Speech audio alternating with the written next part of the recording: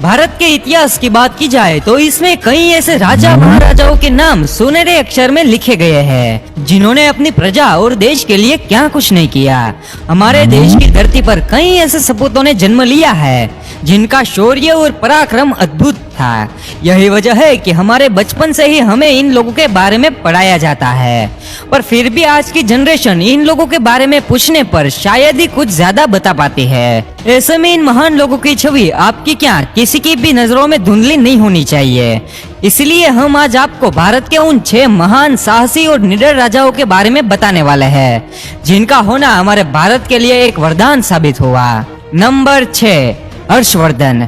41 साल राज करने वाले राजा हर्षवर्धन के बारे में जितना लिखा जाए उतना कम है।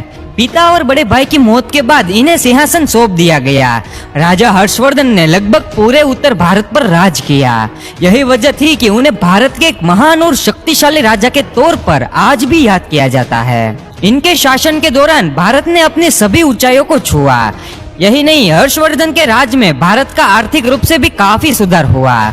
माना जाता है कि हर्षवर्धन ने अरब पर भी चढ़ाई कर दी थी, लेकिन रेगिस्तान की एक जगह पर उन्हें रोक दिया गया। इनकी सेना की बात की जाए तो उनमें लाखों सैनिक थे, जिनमें हाथियों की तादाद भी अच्छी खासी थी। हर्षवर्धन को साहित्य में भी काफी रुचि थी, जिसके चलते उन्होंने रत्नावली, प्रियदर्शिका और नागानंद नाम के नाटकों की रचना की। नंबर 5, कृष्णदेव राय। कृष्णदेव राय एक ऐसे राजा थे जिन्हें अकबर और बाबर जैसे शासक भी काफी ज्यादा पसंद करते थे।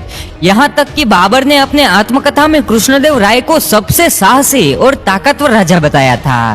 तुलु वंश से आने वाले कृष्णदेव राय को उस समय का सबसे शक्तिशाली राजा माना जाता था।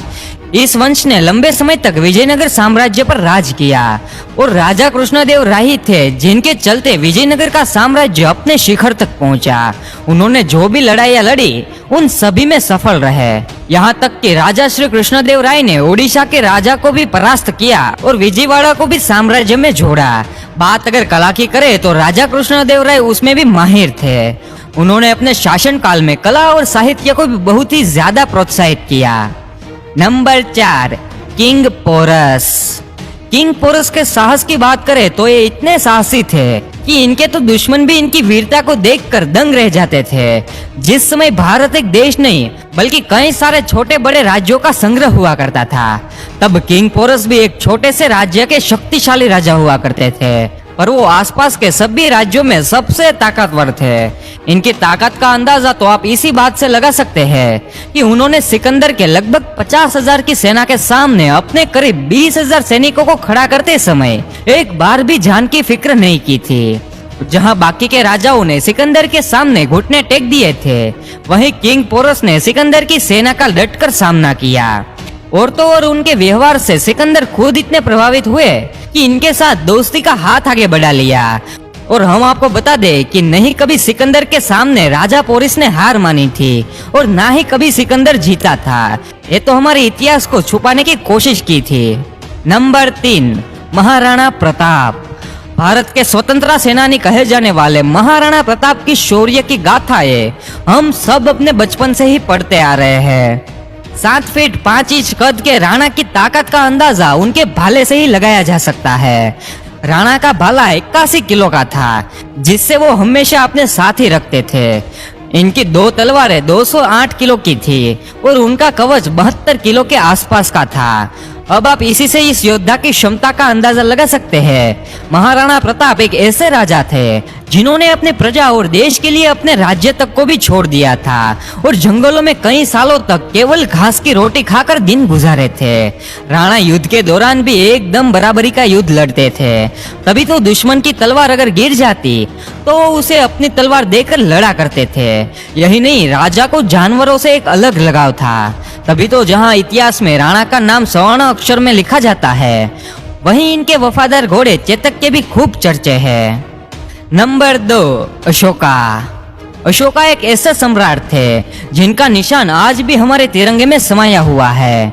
भारत के तिरंगे पर बना अशोक चक्र इन्हीं की देन है। इनके द्वारा बनाए गए 5 स्तंभ सारनाथ, इलाहाबाद, वैशाली, दिल्ली और सांची में है और उसे आज भी देखने के लिए लोग दूर दूर से आते हैं।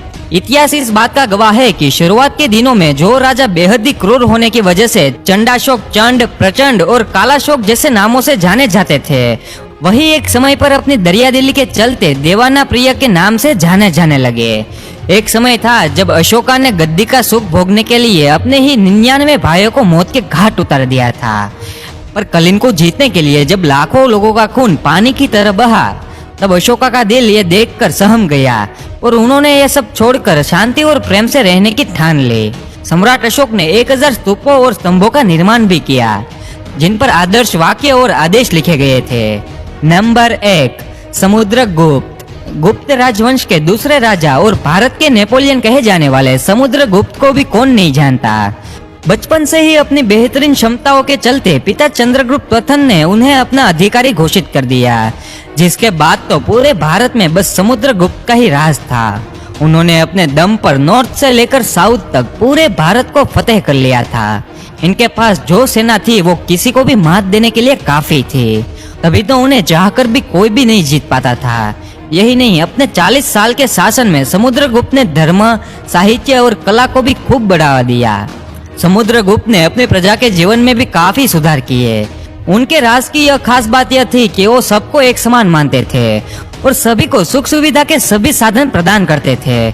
इस बात में कोई भी दो राय नहीं है कि यह समुद्रगुप्त ही थे जिनके शासन काल को राजनीतिक, सांस्कृतिक, सामाजिक और आर्थिक रूप से संपन्न माना जाता था।